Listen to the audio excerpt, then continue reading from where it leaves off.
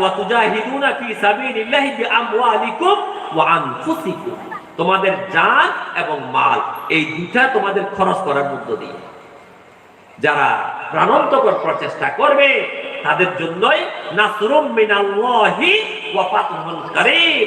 এটা যারা করবে, বিগত 13, 14, 15, 16 বছর পর্যন্ত রক্ত ঝরেছে, বাংলার মুসলমানেরা জীবন দিয়েছে, ঘরে থাকতে পারে নাই, কেসের পর কেসের কারণে বাড়িয়ে বাড়িয়ে ঘুরতে হয়েছে, এলাকায় এলাকায় ঘুরতে হয়েছে। ইসলামের কথা বললে জঙ্গিবাদ। সুতরাং কোরআনের সাথে মিলান।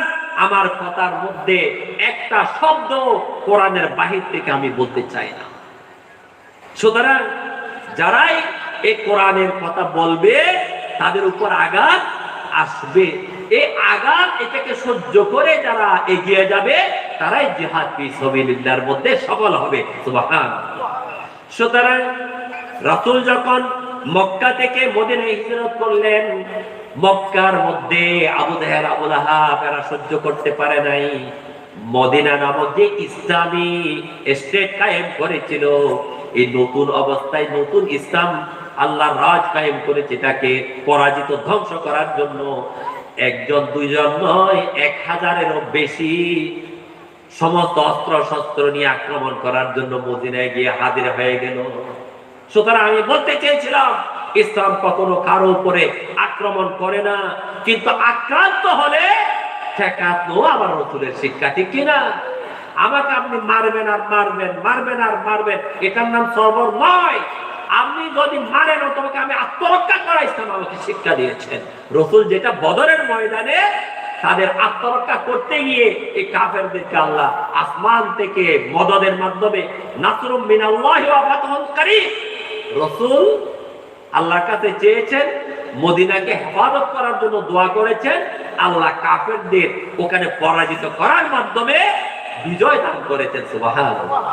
সুতরাং যারা প্রাণান্তকর প্রচেষ্টা করতে থাকবে, আল্লাহ রাব্বুল আলামিন তাদেরকে বিজয়ের মাধ্যমে তাদেরকে দুনিয়ার মধ্যেও পুরস্কার দিয়ে দেন। সুবহানাল্লাহ।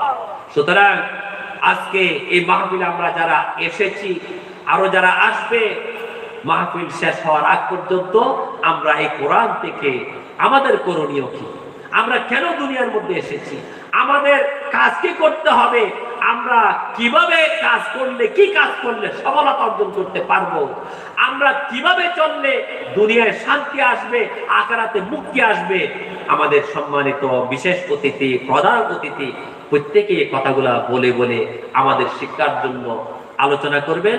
আমি আপনাদেরকে অনুরোধ করব, সবাই আস্তে আস্তে যারা ব্যস্ত ছিলেন আস্তে আস্তে আপনার ব্যস্ততা দ্রুত সেরে মাহফিলে চলে আসবেন। আমাদের মূল্যবান বক্তব্য আমাদের আলেমদের থেকে, মেহমানদের থেকে আমরা শুনবো, আমলের নিয়তে শুনবো।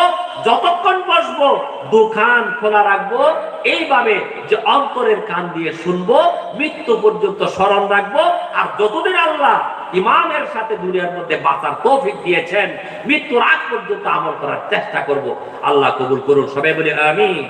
আরো বড় করে বলি আমিন। আসসালামু আলাইকুম ওয়া রাহমাতুল্লাহি ওয়া বারাকাতুহু।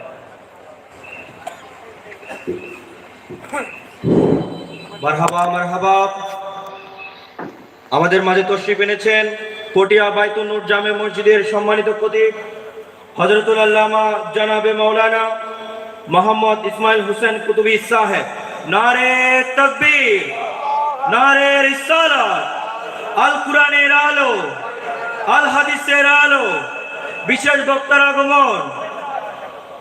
প্রিয় হাজরিন, আমাদের মাঝে এ পর্যায়ে তশরিফ আনবেন পটিয়া বাইতুন নূর জামে মসজিদের সম্মানিত খতিব হযরতুল আল্লামা জনাবে মাওলানা মোহাম্মদ ইসমাইল হোসেন কুতুবী সাহেব।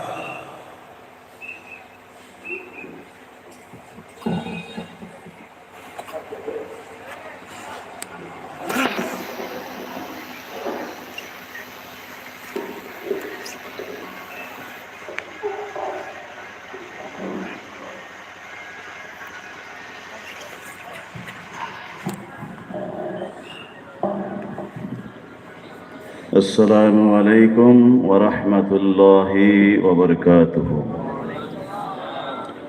الحمد لله نحمده ونستعينه ونستغفره